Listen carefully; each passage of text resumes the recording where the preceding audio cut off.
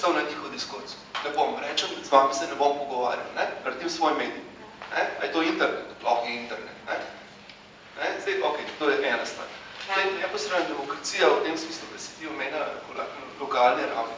Že, tudi v Švici, ko ima neposredna demokracija 30%, 25-30% se aktivno udeležuje.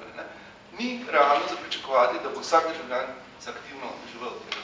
Nišče ne može. Tudi ne more vsak vsem vedeti. Zato pa obstajajo deliberativni postopki, v katere so vključene tako stroka kot politiki. Javnost je pa tista, katera pobude daje.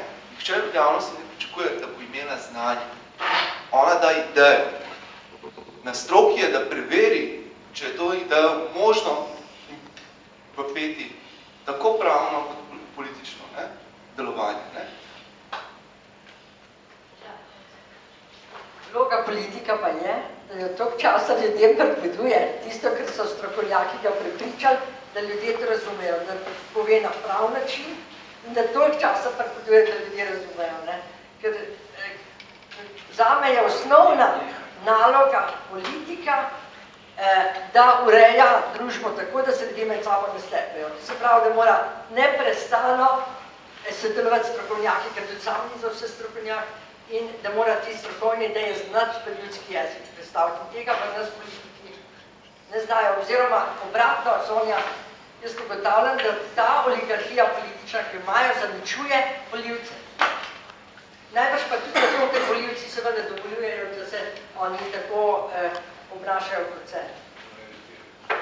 Samo detalj, da je radikalni predlog, jasno je, dokler je to ena odprta debata, se bomo obmetavali z izrazito brutalnimi radikalnostmi, če hočemo, in bo debata zato bolj juicy.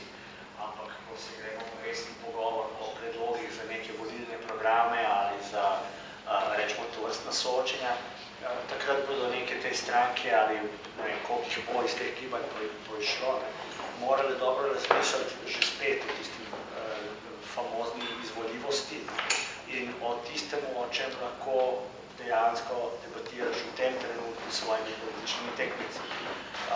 In jaz pričakujem, da se bodo te neke stranke, ki pridejo ven iz gibanj, odločile za tako komunikacijsko taktiko, ki bo radikalne, večje, globje posege postavila v drugi plan, v srednji pa dolgi rok in se pojavila z nekim naborom uresničljivih reform za prvi mandat, za prvi val sprememb, dovolj drugačnimi predlogi, kot so tisti od neoliberalcev, leve ali desne provenience.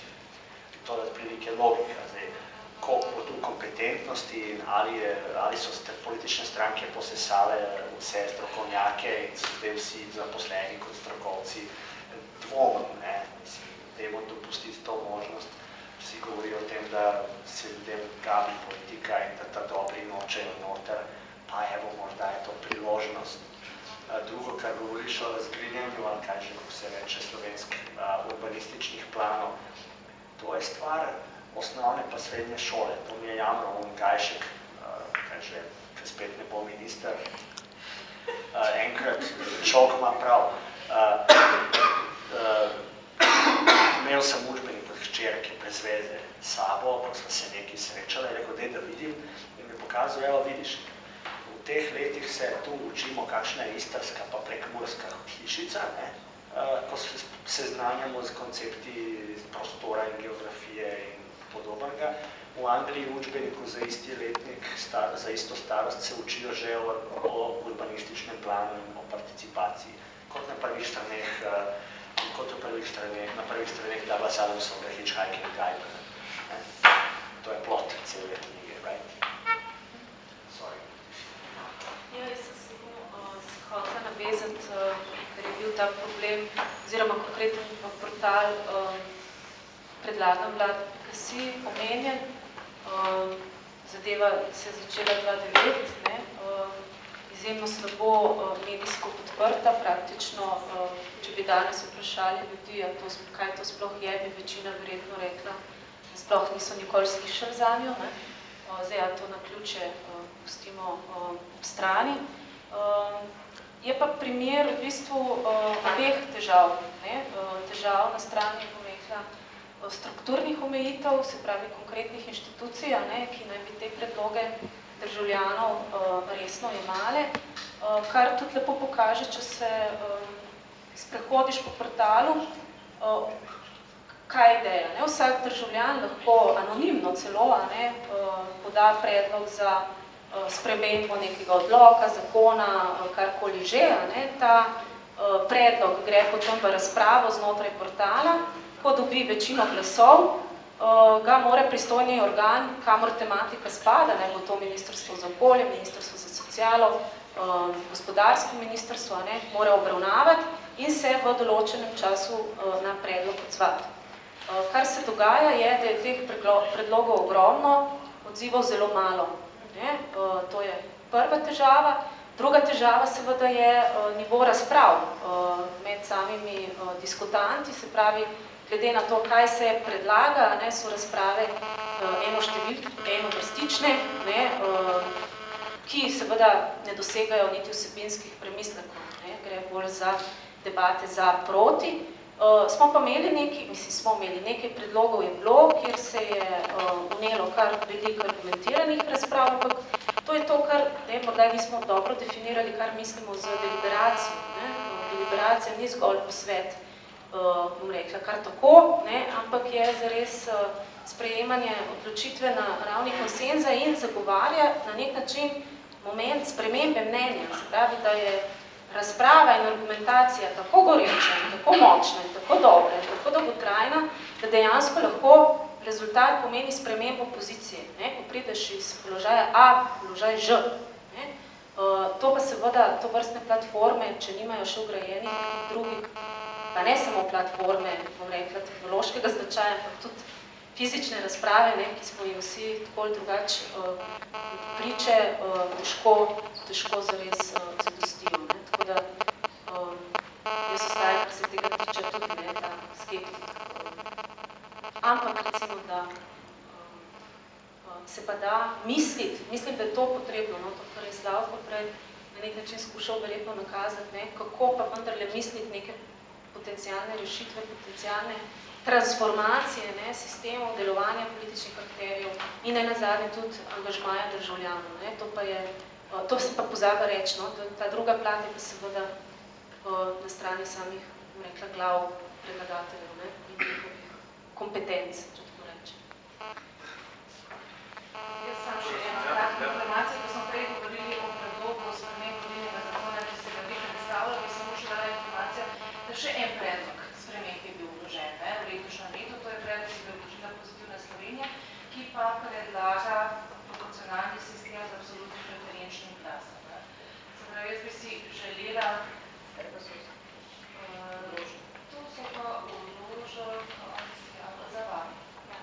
Za vami, koliko jaz vem, za vami se to Pozitivna ali Pozitivna Slovenija, ja. Zdaj, jaz bi osebno, moram reči, se strinjam z Slavkotom, z njegovim izvajanjem, z njegovimi pomisleki glede tega predloga o delitvi parlamenta na 44-44, prav iz razloga, ki ga je gospa omenila, namreč na lokalnih ravneh, vemo, da če je kje srž korupcije pri nas, je na lokalnih ravneh. In direktne volitve lokalnih veljakov bodo podprte z vsem mogočimi vezanimi trgovinami, denarjem in tako podobno. Tako da se mi zdi vendarle neka umestna varianta kot preferenčni glas, pa znotraj stranke dovolj dobra varovalka v tem trenutku. Še kakšno vprašanje, prosim?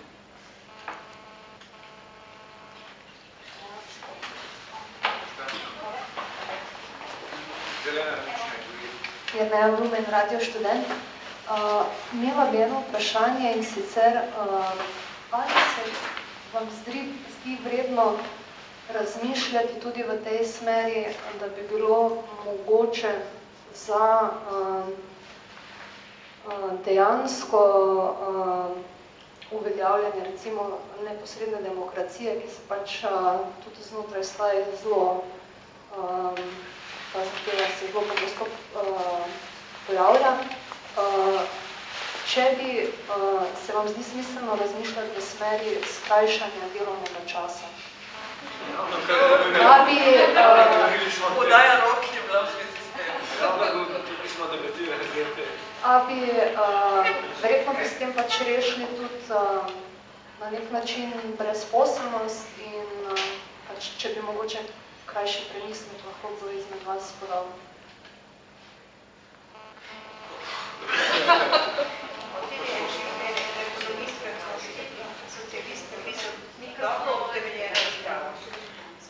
Piše se Michel Hulot in v svoji razpravi je zelo dobro utemeljil, da to ne bi šlo, če ne bi istočasno izvedli tudi prerazdelitve.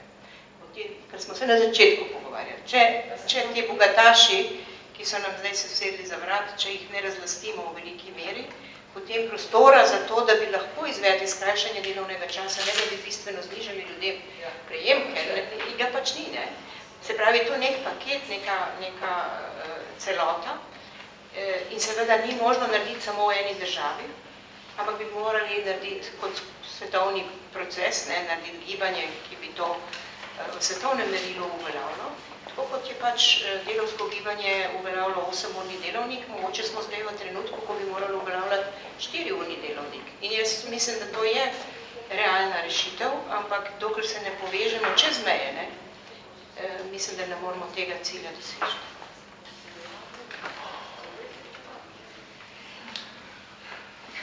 Ja, jaz bi se samo odzvala na ta predlog o skrajšanju delovnega časa.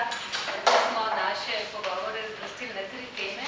Prvi politični sistem, drugi socialno-ekonomski sistem in tretji pravni. In na drugem pogovoru bomo tudi to vprašanje. Če imamo več vprašanj, imamo tudi. Tudi če imamo, se zahvaljujem sogovornici.